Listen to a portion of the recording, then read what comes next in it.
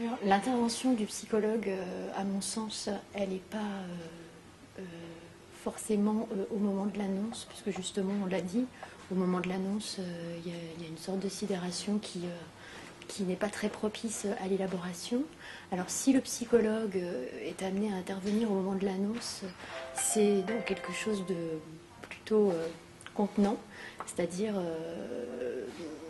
pour essayer, avec des mots assez simples, de rassurer un petit peu le patient, justement, dans le fait que ses réactions aujourd'hui sont normales et qu'il va petit à petit trouver les moyens de s'adapter. Voilà. Donc, à mon avis, quand elle se fait au moment de l'annonce, cette intervention du psychologue, elle est dans ce sens-là. Par la suite, je pense que c'est là que le travail va être plus intéressant, parce que finalement, le patient aura déjà un petit peu digéré ce temps d'annonce et va être capable d'élaborer, de réfléchir. Et c'est là que, pour moi, mon travail va être le meilleur, le travail qu'on va pouvoir faire ensemble avec les patients. En fait. C'est pas forcément au moment de l'annonce. Au moment de l'annonce, je dirais que tout s'effondre, hein, sur un moment plus ou moins long selon les patients. C'est, je pense, plus après, quand il y a le traitement qui va se mettre en place, que là, cet aspect contraignant va lui aussi se mettre en place. Et où, petit à petit, le patient réalise que finalement, ce qu'il avait prévu, il ne va pas pouvoir le mettre tout de suite à profit.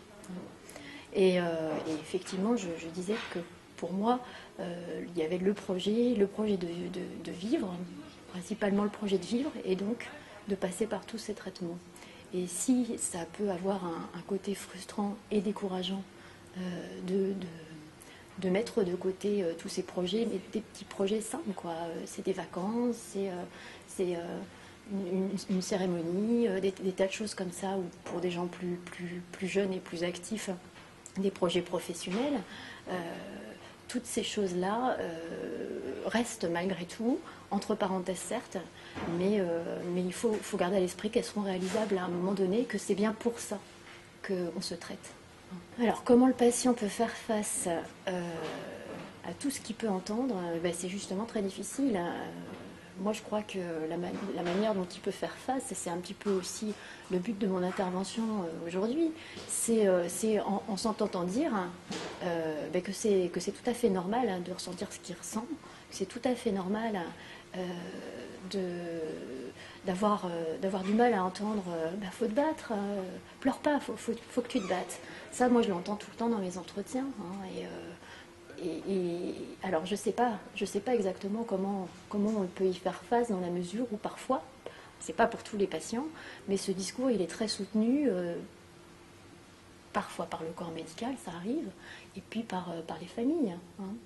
Donc, peut-être qu'il peut y faire face en venant à ce genre de rencontre, et puis en entendant que c'est normal et que les autres patients souffrent des mêmes choses parfois. Hein.